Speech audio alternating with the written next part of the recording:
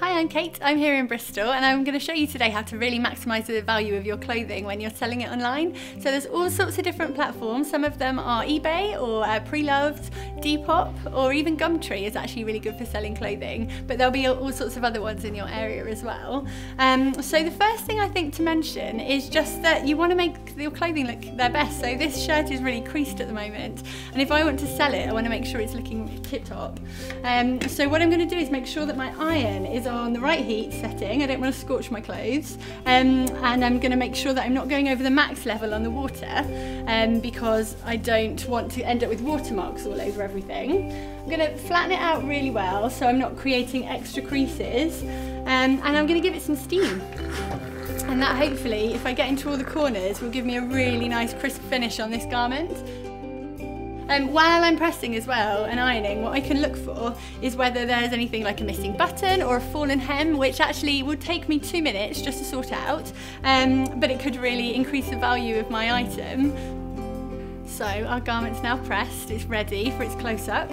So now we're going to look at photographing it. So here we've got our garment on the hanger. You're going to want to make sure that you're using daylight. That's the best way to photograph it. So rather than evening mood lighting doesn't really help, you want to be able to really clearly see what's on offer. I would also recommend doing kind of close-ups of any print or embellishment that it has on it, so people can see, as well as photographing any brand name or label. So that's really useful to have.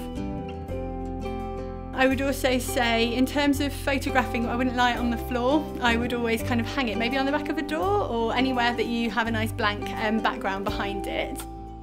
Also, when you're photographing, if you've mentioned any damage in the description of the item, make sure that you photograph that, because actually 9 times out of 10 it's not as bad as people might imagine if they can't see it. So I think just show them actually what any damage looks like and they can make an educated decision then.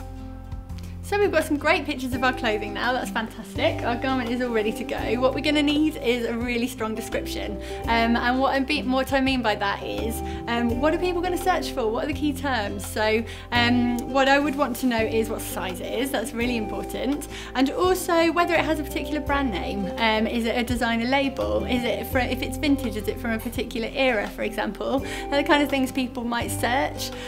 So I think thinking about that is really important. And also underneath that, within your description of the garment, what you're going to want is dimensions, because people don't necessarily trust standard sizing, and it's been worn, you know, it might be a slightly different size now. So especially with vintage things, I think vintage, a 10 could mean something entirely different. Also it might be an American size. So let's think about actually how do we give people accurate dimensions. Well, what would you want to know? Do you want to know the length of the sleeve? Think about if you were buying it, that might be a useful thing to know, where it's going to come to. And also I would want to know whether I can tuck it in my jeans, for example. So I want to know the centre front all the way down the button stand, all the way to the hem. I think that's a really useful measurement there.